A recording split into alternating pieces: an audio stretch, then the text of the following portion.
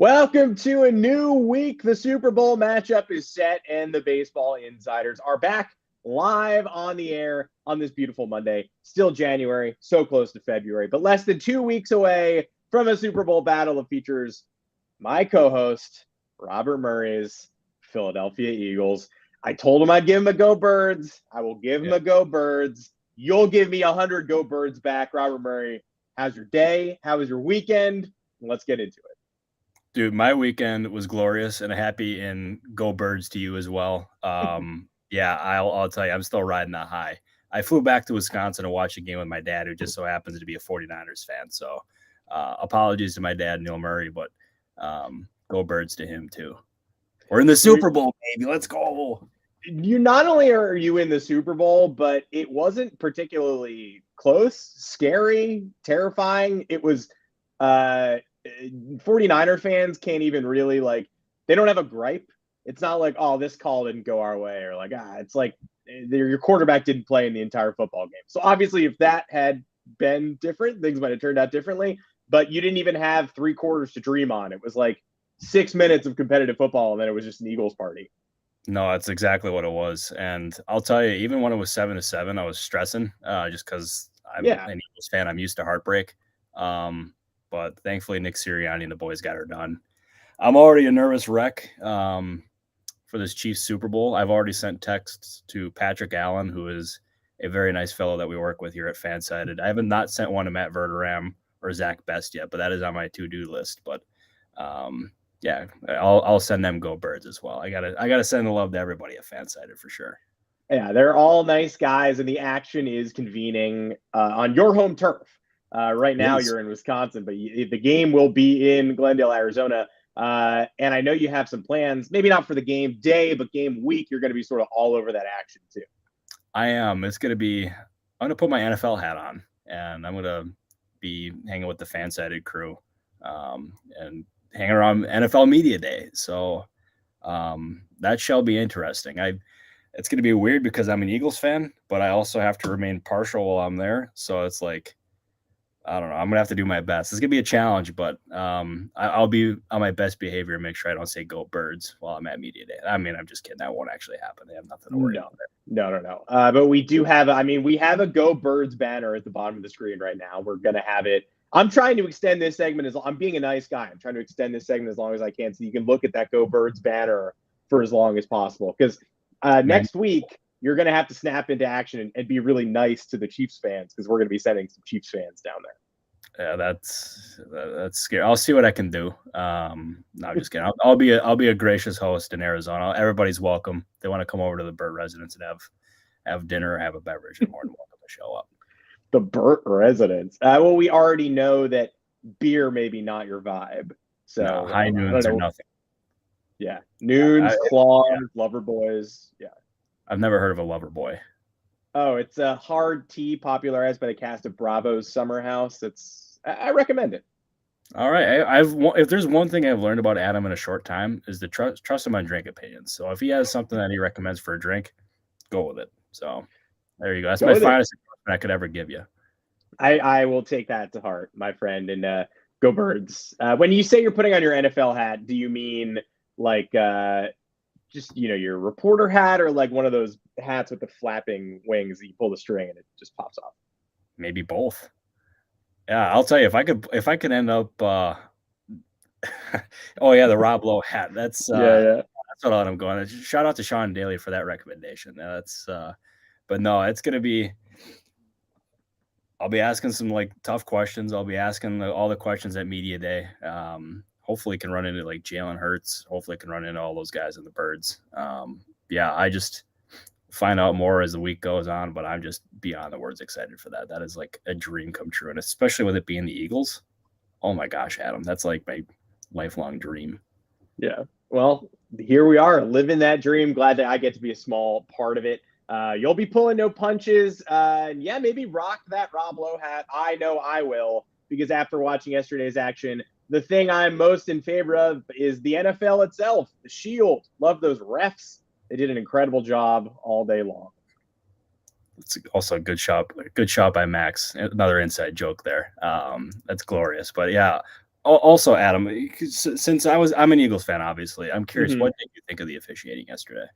I thought it was so much worse in Chiefs Bengals. I don't know. I didn't pick up on the Eagles Niners. It was like I would say Eagles Niners. It was shoddy, like the fumble that was blown dead, where you're like, why blow that fumble dead? But then also the Devontae Smith catch that maybe wasn't a catch, and so it's like every team, both teams have gripes.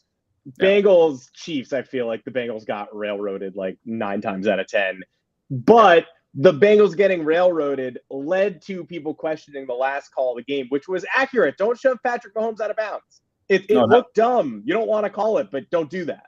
No, exactly. The guy, Mahomes he had 2 feet out of bounds. I mean, it was absolutely a penalty. But I wanted to ask you to make sure I wasn't being biased or whatever, because I've heard a bunch of different officiating gripes with the Eagles game. But I thought a lot of those calls were legit. But the Bengals game, I'm right there with you. Yeah, and Sean Daly also the punt hit the wire. Yeah, I will be honest. I was watching Eagles Niners at a bar with questionable sound, so sometimes you would have to discern what had gone wrong. And the punt hitting the wire was definitely one of those. It was like guys are wandering around the field. People seem upset. Gonna have to. I'll defer to the masses on that call, but I feel like Eagles Niners was a little funky both ways, but ultimately net 0 because there's no way Josh Johnson's beating the Eagles defense. The Bengals have some legit gripes, but then again, every football team does, and maybe go drive and win the game at the end instead of giving the ball back to the Chiefs and letting Patrick Mahomes eat your lunch. See, I mean, that seems like a solid strategy, because as soon as the Chiefs got the ball back, you just knew what was going to happen. The Chiefs were going to drive down. Well, they only had to go like 15 yards, and they ended up getting that difference in the penalty right there. But I also last thing about football before we dive into baseball is, I guess we have to. Yeah, I mean, that seems like probably a good idea since we're called the Baseball Insiders. But I really appreciated there was a Bengals defensive tackle after the game who stood alongside the linebacker who had that penalty against Patrick Mahomes. I can't remember their names, but he stood up there and like defended his guy and made sure he had his back. And it's like, I find that refreshing. I think what the Bengals have there, what Zach Taylor's done, is really impressive. The culture, obviously the talent is there. They're going to be back, and that rivalry with the Chiefs is legit. Huge fan. But I will say the Eagles-Chiefs Super Bowl, Reed versus his old team, Kelsey brothers, it's freaking cool, man. Like 2 weeks from now, that Sunday, they can't get here soon enough. Like I'm probably gonna drive myself nuts.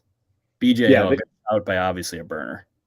BJ Hill, really showed up for his friend and teammate in a low moment. And what's Jermaine? The other Bengals, Jermaine Pratt, the other Bengals linebacker, did not. He was caught screaming, "Why the fuck you touched the quarterback?" or something on the way back to the locker room.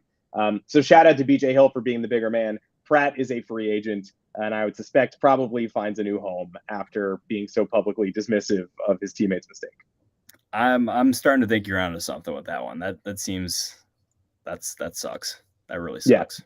That's the football insider's take. I'm going to go ahead and suspect that Pratt is probably going to seek new refuge in free agency. But you're right, the Kelsey Bros.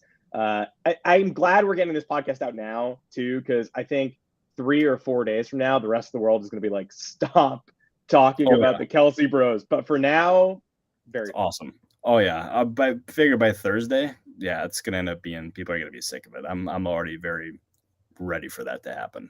But I love their podcast though. That's one of the best ones out there, but not as good as the Baseball Insiders. That much I'll say.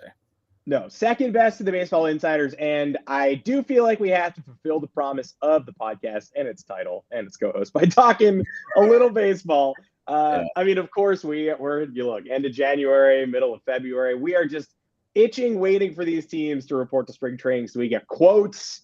We get, see who shows up skinny or fat, with so much to dissect once they actually get to spring training and the World Baseball Classic. For now, we are relying on the teams making waves, and we got a couple of extension bombs at the end of last week, truly the tail end. The last time we spoke, you hinted at some Rays extensions to come. We are definitely going to talk about the Red Sox and Jurickson and Profar as time goes on. We have an angry comment asking why we have to talk about the Mets. We're going to talk about the Phillies too. Jose Perez, they made a move at the horn. I believe during Eagles-Niners, the Phillies made a fleece yesterday for a couple of $1 million.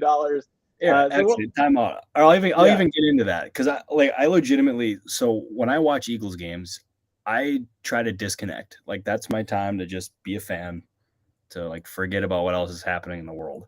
I pick up my phone, and I had a text that said Josh Harrison to Phillies 1 year for $2 million, and it was like an hour late or hour after the fact, and I would have had it, but me watching the Eagles game kind of screwed me on that. So good looks by me, but that was like it was a sneaky signing by the Phillies. Like he's a veteran infielder. He can play a bunch of different positions.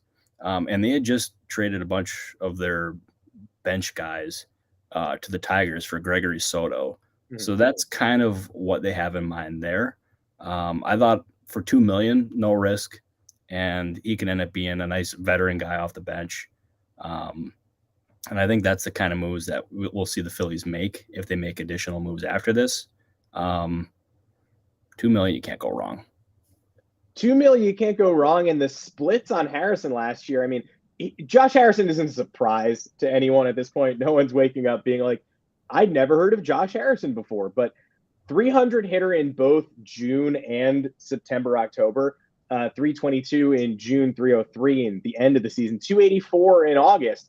He had a positive OPS plus over the 100 threshold in 3 of the final 4 months of the year. And in August, it was 99. So he was basically an above average hitter for the final 4 months of last season for the Chicago White Sox. Probably most of us stopped paying attention to the White Sox. And there you go. Josh Harrison, good player at a bargain, $2 million for the city that has ended up in the World Series and Super Bowl back to back.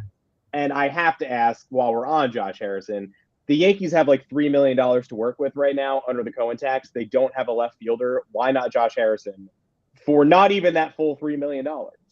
Yeah, I don't get it either. Maybe they just want to add a left-hander to even out that lineup. I mean, that's the only way I can see them not pursuing a guy like Josh Harrison. It's still, I know we touched on it in the last podcast, but they're in a really tough position here trying to fill that left field void.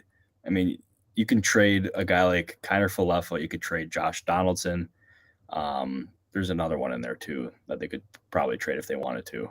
Yeah, I mean, Aaron Hicks, nobody wants him on the opening day roster, and yet he's probably going to be the starting left fielder at this point. Yeah, because he's almost untradeable. I mean, his contract, not a good contract. Donaldson, I just can't see anyone wanting to take on that contract either, especially with his reputation that he has throughout the league. Mm-hmm. They're in a bit of a bind. Like their left field could end up being just a glaring weakness going into opening day, unless they get creative or some team desperately wants one of those guys. If they're going to trade somebody, I think Kiner Falefa is probably the most likely, or just because he's like the easiest guy to trade. That's not because I think a trade is likely, but Brian Cashman's got his work cut out for him there. So Harrison may not make the most sense on paper just because he's a right-hander, but like if there's a left-hander or left-handed hitter who becomes available at a cheaper rate, I still think David Peralta makes so much sense with the Yankees, but he'll probably be priced out. I'm looking at probably $6 or $7 million there. It's gonna be tough for Cashman. Long story short. Yeah, all of these. I'm not even like the pile-on Cashman guy, but it is very funny that he doesn't usually do the Braves Foundation thing of extending people ahead of time, and yet he did it with Aaron Hicks and Luis Severino. Hicks has never lived up to that season pre-extension ever again, and has torn his wrist sheath and had Tommy John surgery. And Severino had Tommy John surgery as well and had a barking shoulder for a while. So 0 for 2 there. Sevy's a great player, but clearly 0 for 2 in the extension department.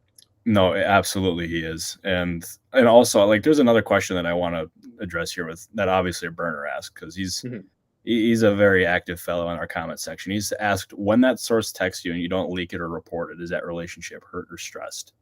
In that case, that's somebody who I'm really close with, and they know how much of an Eagles fan I am. And I texted him, like, dude, I'm sorry, I was watching the Eagles game. And his response was a bunch of laughter emojis, and he said, you lead the league in getting scooped. So that's that was tough. That was a gigantic L by me, but hey, he's not wrong. I appreciated him looking out, though, and I made sure I let him know that for sure. It was Mike Trout on the sidelines.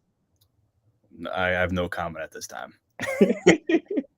That is, I mean, I do feel like that's a great question by obviously a burner, but I think the answer, I mean, the answer is telling in that like sometimes you forget when you're outside the game that like these are people, these are human relationships. Like you can salvage something like that with a joke. Like people make mistakes. People like life is funny. Like it's not always like a zero-sum game of like blocked, banned. Exactly. Yeah, and also another part of this too is like on the last show I referenced that there was a Rays extension that was close, and I had found out there was two.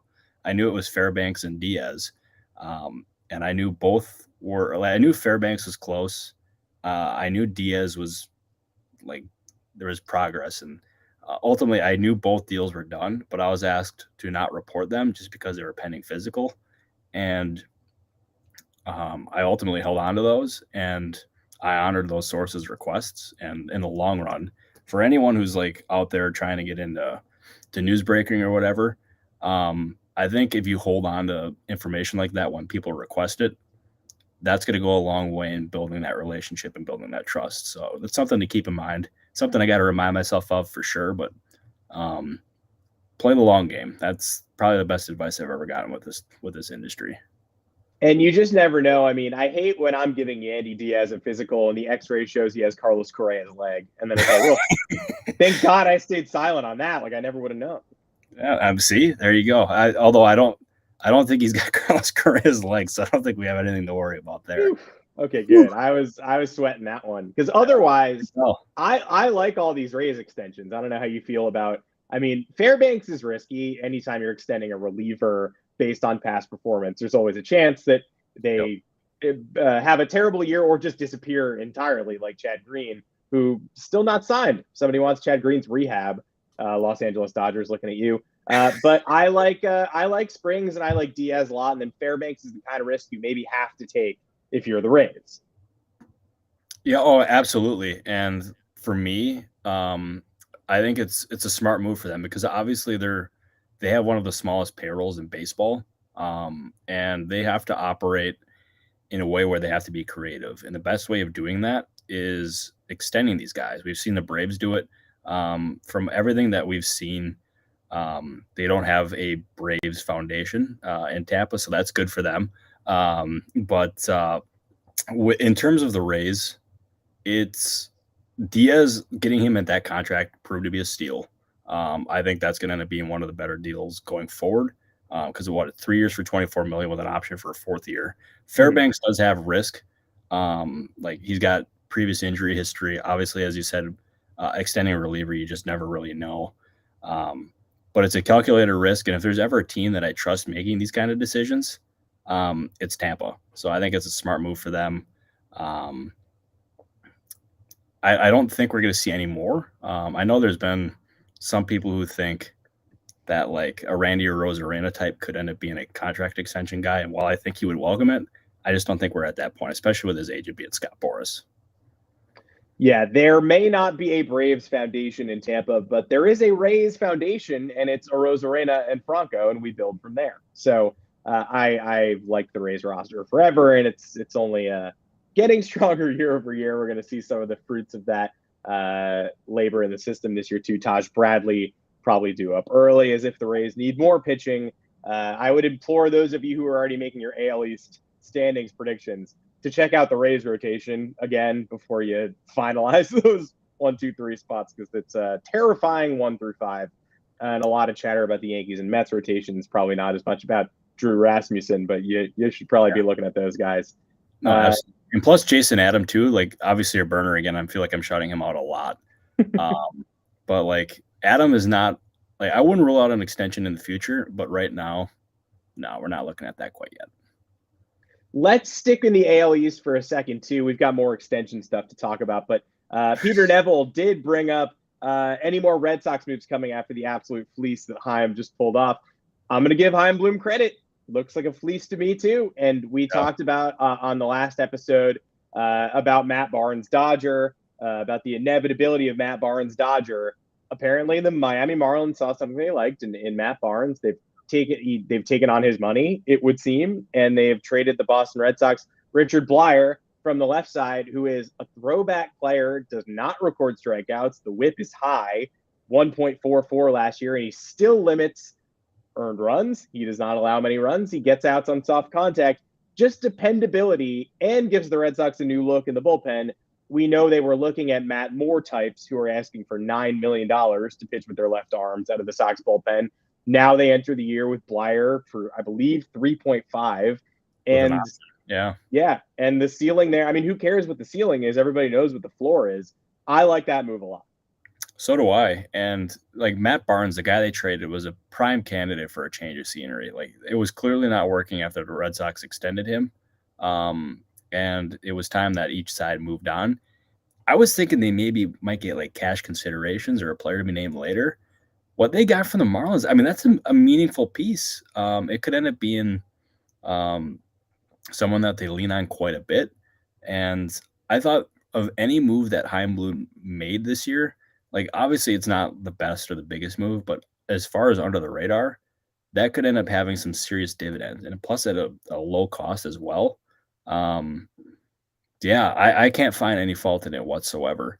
And also, since Blyer, he's making what, as you said, a little over $3 million this year, and Matt Moore supposedly is seeking like what, $9 million. I have not heard that, but like that's what Adam just referenced. But it could save them some room to make additional maneuvers. I don't know specifically of anything that's going on, but it could give them a little additional flexibility, which with Chaim Bloom, you never know. But yeah, I thought that was a home run for the Red Sox, even though they're sending, what is it, like $1 million, I think, according to Craig Mitch. I believe that's true. Yes, I was looking for the business here while you were talking, and I can't find it, but I believe that's accurate. Yes. Yeah, because that's anything Marlins related. Craig Mish can be relying on for sure. He's 100%. He says close to $1 million, so we'll round up and say $1 million is accurate. Yeah, I like the move. I like Blyer, and it's interesting because he's the kind of guy you obtain at the deadline if you're the Red Sox and you're still in it. Like that felt like a deadline need filler, and they got it out of the way before the season even started. Ghosts of Red Sox past, it feels a lot like Brad Ziegler to me. I don't know why. That's just, I'm going to throw that out there. I'll tell you, Brad Ziegler was one of my favorite relievers growing up, which that might make some people sound old when I say growing up. But his delivery was awesome. It was phenomenal. Plus, he always just seemed to get it done. I was a huge Brad Ziegler fan, so I think I like that comp. I think that's a good one by you. It's funky. It's like the Red Sox needed an infusion of Brad Ziegler in 2016, and they got it. Feels like they took care of Blyer before the season began. So kudos to Chaim Bloom. Who says I can't remain unbiased on this podcast? Although I'll tell you, I don't know what sorry for interrupting you, but I don't know if there's been a bigger upset in the year of 2023 than you praising the Boston Red Sox. Are you feeling okay, Adam? Credit where it's due. I officially think this Red Sox team, and I'm seeing optimism swell up from the Boston folks. Obviously, like they weren't going to boycott the team forever, but I feel like this roster is firmly in a place where if they end up in last place again, it would not shock me. I don't think it would shock you either. We believe in the Orioles. We believe in the Rays, but there is there are now enough names that they have obtained enough well-worn veterans who we know exactly what to expect from them, that like if everything broke right and they were a 2013-esque playoff team, I would also not be stunned. No, I wouldn't be surprised either, but I will say I think of any teams in that division that had the inside track to make that kind of a run, I'm probably looking at Baltimore or even Tampa. We can put Tampa in that category, right? I think we can. I mean, Tampa's funny. People are forgetting about them because they went out and pushed the 100-win mark in 2021. And so when you're comparing 2022 to that team, obviously it seems like they took a pretty significant step back. But the meat of that 2021 team is still there. G-Man Choi is gone, but the Rays remain, and Wander Franco should be available for the entire season this year, you'd think.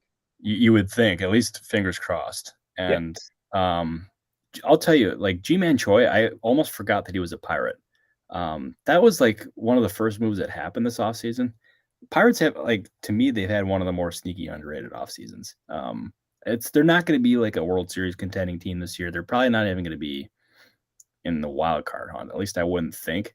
Wouldn't rule anything out. But they've added Andrew McCutchen. They've added G-Man Choi.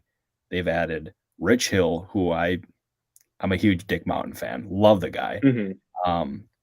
And they've added a bunch of different veterans to that locker room. And that was a huge emphasis for them this winter, is they wanted to add a lot of veterans to that young clubhouse to teach them the right way of going about their business and teach them how to win. And they view themselves internally as a team that can take the next step in the next maybe 2 or 3 years, maybe even sooner than that. And having those guys around the young players is only going to help them. So they entered this offseason with a plan. They've executed it so far. And I love the Andrew McCutchen story. That's probably one of the top 3, if not top 2 baseball stories of the winter. Yeah. And it felt like almost coinciding with bringing McCutchen back. The Pirates, I read like a Pirates hate story earlier this offseason about how they did away with their winter weekend and FanFest sort of silently. They buried it and fans were clamoring for it to come back. And it came back this weekend. They just held it at PNC Park. So I feel like somebody's getting it. The gears are turning now in Pittsburgh. They are slowly but surely churning. And you know what? It's about time, because Pittsburgh is a good baseball town. It's a good city. PNC Park, beautiful, obviously. I'm hoping for their sakes they can contend, because we need them back above the 500 mark. This also brings up a good point, and something I did want to touch on in terms of projections. This is a good inroad. There are 2 projections that have caught my eye this past week. One is Red Sox related, but one is the Pittsburgh Pirates, who Steamer projects for 83 wins this year. And that really snuck up on me, because I think I'm with you. I have enjoyed the offseason. I think the veteran leadership can be underrated by some, but maybe didn't make the most sense for this year's Pittsburgh Pirates. But altogether, the objective robots seem to believe this is, the 50th percentile outcome is an above 500 team, which I think is really impressive. Yeah, I think it's impressive too. It might be a little bit on the optimistic side, like 83 wins. I mean, you never know, because that's what 83 and 79. Mm-hmm. I would be pleasantly surprised if that ended up happening. I think if we're looking at closer to 75 wins, I think that's like probably about right. Maybe a little bit more than that. I'll tell you, if they get to that mark, or if they get anywhere above that, it's a very successful season for them, and allows them to really take that next step for next year and give them something to build on, and hopefully at that point be ready for a wild card. I don't know about a division title yet, because the Cardinals are really good. We'll see about the Brewers and where they're at in like a year or so. Who knows? Maybe the Pirates are going to run the NL Central in like the next 5 years or so. Stranger things have happened, that's for sure. Stranger things have happened, like the other projection that I have to ask about. Masataka Yoshida, you and I sort of agreed, like, interesting player. Don't know much about the power projection, the way it plays, in America, but we like the bat. We maybe don't love the defense, nor do we love the cost. Everybody seemed united that, like, Red Sox, so, like, we just, what is it, 5 minutes? I went from praising the Red Sox to talking about this overpay. But I think we all sort of agreed. The executives say, the Red Sox jumped in with the high bid, and they got it done because nobody was willing to go that high. FanGraphs projections for Masataka Yoshida: 3.8 WAR, 298 average, 388 OBP, 19 homers, and an 867 OPS. What happened in the last 2 weeks that now he is like a top 20 player in baseball, according to the projection robots? I don't know. I have no idea what caused the public eye to go from being the overpay of the offseason to projections like that. Because that makes him an all-star if that's the case. And yeah. I think those are overly optimistic. I still think it was probably the overpay of the second biggest overpay of the offseason. I still can't believe the Padres gave Xander Bogaerts $280 million. Like, that's not a knock on Xander Bogaerts by any means. I don't want it to sound like a Xander Bogaerts slander whatsoever, but they exceeded the Red Sox offer by like $100 million. That's that blew me. It blew everybody in baseball out of the water. Like that was shocking. So So yeah, I think those projections for Yoshida are too optimistic for my liking. We will check in again in a couple of weeks during Oscar week when we give out our awards to see if that's still the biggest overpay of the offseason, or if Yoshida still takes the cake for weirdest projections. Before we wrap it up, we gotta talk about the New York Mets, who are the cover image of this. Yeah, that seems a good idea. Yeah. Yeah, I know. I have this wild idea where we should technically match the episode name and description and talk about. That's my bad. Hand up. With too many comments telling me not to talk about the Mets, I briefly decided we weren't going to talk about the Mets. But the Mets probably made the biggest ripples of the end of last week, taking care of Jeff McNeil, which I think I don't think most of us had our antenna tuned on that, but clearly a below market extension, 4 years, $50 million, a player option that could bring it to 63.75 over 5 years. McNeil is getting up there in age. He's entering his 30s, but since debuting a little late has been spectacular. One of the best players in baseball. If he had only debuted a couple of years earlier, we might be talking Hall of Fame track, which is crazy. And it does feel important to point out that Steve Cohen, the bajillionaire, hasn't only been good for signing high-profile free agents, but also taking care of the Mets' own guys and making sure that the part of the culture he wants to maintain is maintained. So what can you tell me about this McNeil deal, and how do you sort of feel about the fit long-term? I mean, obviously there's risk in doing extensions. Like, I don't want to say there's not any risk, but for the Mets, I thought it was a smart deal. Because when he eventually becomes a free agent, he would far exceed that if he continues at this rate. And getting him for basically $12.5 million a year, you can't go wrong with that.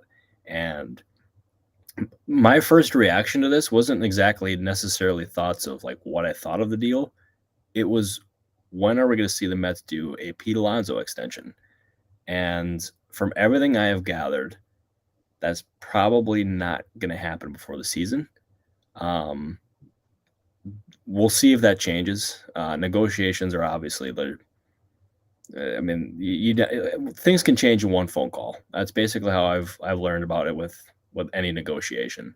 But if I was the Mets and I was running the show there, extending Pete Alonso and ensuring that he is a New York Met for the rest of his career should be and would be numero uno priority. He is a franchise-altering player with a roster that's basically full of franchise-altering players at this rate. I absolutely think they should do it. I don't think we're at that point quite yet. But doing extensions of that magnitude, they're tricky because we're talking about a lot of years. We're talking about a lot of dollars.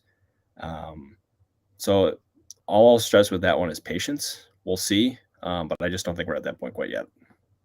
Yeah, Alonso not slated to hit free agency until after the 2024 season. So we do have some time. I was wondering the same exact thing, though. And I was wondering if it was, you thought, a matter of like a gulf between the offers, or if he's just a guy who's determined to hit free agency, like we were told Mookie Betts was. Do you think Pete Alonso might be amenable to an extension, or is this patience going to be 2 years worth of patience? And then, of course, the Mets will have their fair shot to figure it out.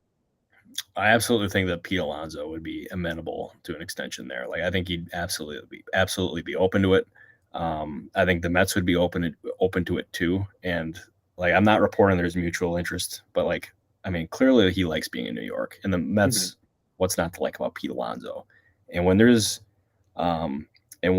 mutual interest, or when there's a situation like that, that's usually a good sign that a deal will eventually get done. But as I said, we're just in a complicated spot with this because it's just like, it's so many years and so many dollars that it's going to take time. That's all I can really say about that one. Understood. And I think Mets fans are notoriously hard to calm down, but I think during the Steve Cohen era, patience is a virtue, and I don't think you have to worry quite as much about letting things get out of hand. They're being handled.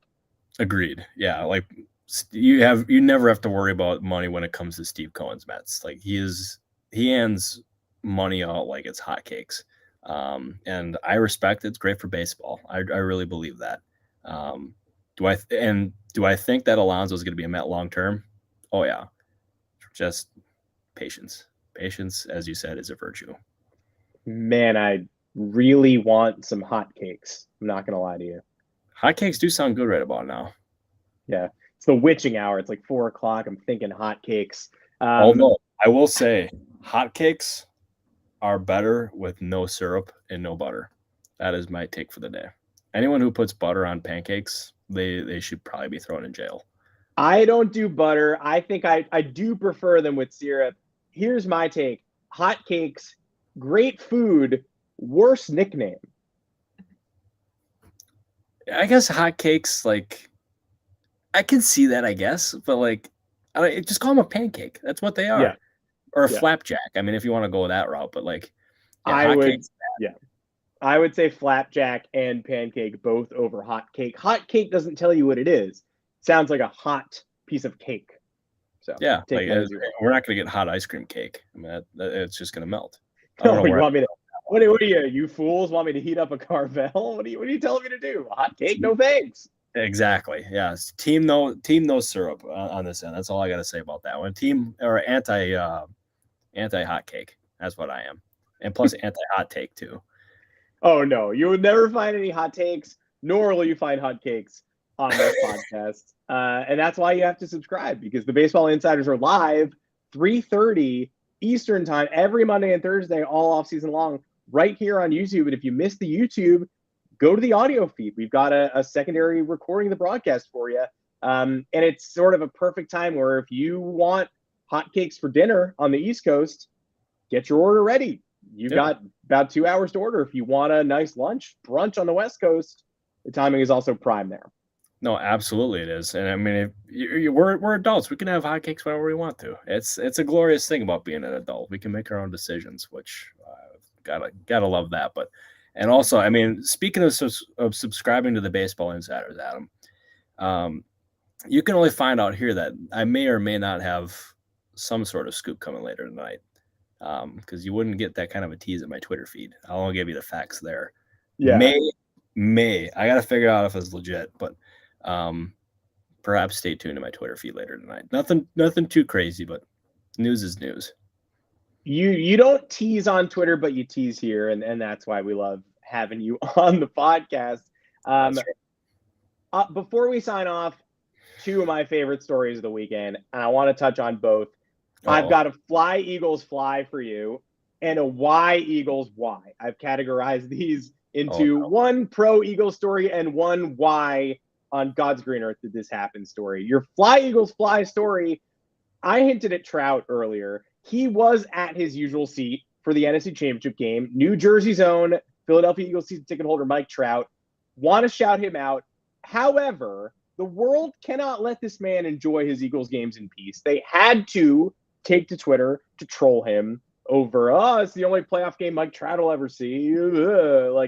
Congrats on being one of 700,000 accounts to tweet that joke. But I want to check your optimism and check your pulse, because I want to give Mike Trout a gift. I want him to fly Eagles fly. Is this the year the Angels break their playoff drought and shut down that joke for at least a calendar year? Yes. Should I say give that a fly? You're going to give that a fly? I'm going to give that a fly. I think this is the year. I think their hitting is deeper than it was. I think I think they could always use another pitcher, another reliever, but I think this is the year. The last year that perhaps the last year that Shohei Ohtani is with the Angels, that they end up making the postseason. So and Trout will perhaps get his first ever playoff win, which is still the most wild stat to me in sports. Like Mike Trout, the best player in baseball. Shohei Ohtani, also probably one of the best players. Well, not probably. He is one of the best players in baseball. Does not have a world postseason win. Like, that is abso-freaking-lutely mind-boggling to me. This is the year. Gotta be. Especially with the new wild card. I mean, they're 1-2 in the game. Trout has this career-threatening issue potentially last year and comes back to hit 321 with a 390 OBP, 1133 OPS, 12 bombs in September and October. Just when you count him out, it's time to count him back in. I was at one of Mike Trout's 3 playoff games. you want to talk about absurd? I cannot believe it. I think about me then and me now and how much time has passed between those two. I had somebody got drunk and got kicked out of our section in Anaheim. It was a Royals fan who was trying to fight everybody. And my friend and I left the game. It was an extra inning game. The Royals won on the road. And we left the stadium and we saw the kicked out guy walking around the border of the stadium, kind of looking for us. We got in our car and left. He didn't see us. That was so long ago. That was it was coming up on 9 years ago when we reached this postseason. Mike Trout's playoff career, 3 games, 1 for 12 with a solo homer, 3 walks and 2 Ks. Not how it should be. I'm just glad that guy that got kicked out didn't end up seeing you. I'm wondering what caused. I don't know. I'm wondering if you guys instigated or what happened there. No, it was very odd. It had nothing to do with us. We didn't say a word to him. He was just a progressively drunker and drunker KC Royals fan. I think he was like the row in front of us. I think he started talking smack to the people right in front of us. Eventually got up and was kind of belligerent like the zombies from Last of Us. And then security took him out sometime around the 8th or 9th. I think the game went 12. And when we left the stadium, he was walking around the outside of the stadium like a non-playable character in a video game, like not looking up, walking back and forth, looking at the ground. And we got out of there, but it was crazy to see him still there. Yeah, that is crazy. I'm just glad that you got out of there in one piece. Otherwise, we wouldn't be here today. So that's shout out to you for making it out of there safe. But hey, you being able to see one of 3 that playoff games that Mike Trout has played in, that's not something many people can say. No. And let's get that changed this year.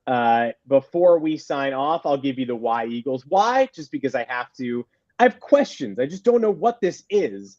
The BBWAA awards dinner was this past week, and Justin Verlander and Sandy Alcantara got their Cy Youngs. I learned a lot this weekend. Both of the pitchers posed with their Cy Young awards. Both awards spelled valuable wrong. Both awards had 1950s Dodgers ace Don Newcomb's name on them. I learned, I guess, that these are prop Cy Youngs that they're taking photos with. They must be. Maybe the real things. We've all seen manufacturing delays over the holidays. Maybe they're stuck in a different country. Who knows? But I also learned that valuable is on the Cy Young. Did you know that? I did not know that. I did not know that. And the fact that it's on there, like, do they call it a most valuable pitcher? I mean, the most valuable arm? I mean, I don't know what they call it here. Like, why would they have valuable on there? That doesn't make any sense. It's straightforward, Adam. It is Cy Young Award. It's not most valuable Cy Young Award. That's very strange to me. I did not know that. I was 2 years old when I learned that, or a few days ago when I learned that. The text on the Cy Young, it's Cy Young Award on top. First presented to Don Newcomb, sure. Most valuable VALUBLE pitcher, 1956. I feel like we should get these guys awards with their own names on them. So I'm giving it a why Eagles. Why? Simply why. Have it ready. Airbrush out the name Don Newcomb. And I don't know if Sandy Alcantara is going to win another one of these. Let's get him an award with his own damn name on it so that he could put it in his foyer for interested parties to go look at. Thank you for that, because I am 100% in agreement. We're living in the year 2023. We absolutely deserve to have these guys. Well, but they deserve to have their names on these trophies. They should be able to get it done. They should know the results well beforehand. So, they should have that on there. Final answer. That is a great why Eagles why, by the way. I had to mention it. I didn't want to get out of here before putting MLB on blast, putting their feet to the fire just a little bit. Also, Brian Hoke, Yankees reporter, presented one of those awards and got a nosebleed during his presentation on the dais, and was humble enough to put up the photos of you want to talk about Last of Us, some spooky bloody nose action. So stay humble. This game will humble you if you don't. And I don't want to be in that position ever. So kudos to Brian. Yeah, kudos to Brian. And also, do you mind if I end up telling a story real quick? No, of course not. This podcast will go as long as you want it to. There we go. Well, I'll promise I keep this short. But it was my first ever winter meetings. It was in Washington, or it was in Nashville actually. And I was meeting an executive who I'd been talking to for a little bit over text and DM. really good guy. Like, he was somebody I instantly felt comfortable with. And as soon as I ended up meeting him, we did the bro hug, started talking. I got this it was a huge nosebleed. Like, I had never gotten a nosebleed in my life, and my nose just starts gushing. And I run to the bathroom, and I'm holding my nose in there like that with the tissues stuffed up my nose. And it lasts for 15 minutes and 30 minutes and then 45 minutes. And then he comes in there and makes sure like I haven't passed out or I'm still alive. And I'm like, yeah, I'm just, my nose is stopping bleeding. And he stayed in there with me the entire time to make sure I was okay. And, now we've become incredibly close. I guess we've bonded over a nosebleed. So, who would have thought? But that was the lowest I've ever felt. So I can absolutely relate to Brian Hoke. By the way, rhymes with Coke. And, yeah, so I feel bad for him, but he's a trooper. I'm a huge Brian Hoke fan. What's crazy is that FanGraphs projected that nosebleed for 45 minutes. So it's like, how did they know? I don't know.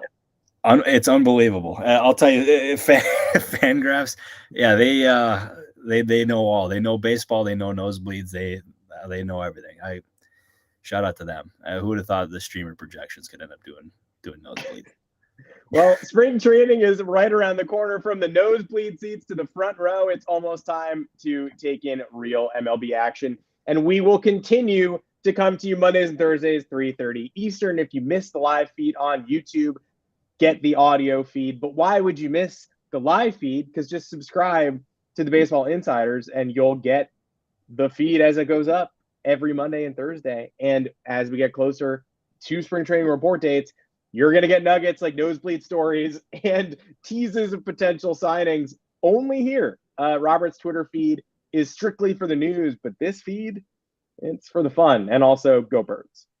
Oh, of course, as always, go Birds. Yeah, and especially for baseball news too. I can't even joke about that. We'll hopefully have some more news here coming in a little bit, at least fingers crossed.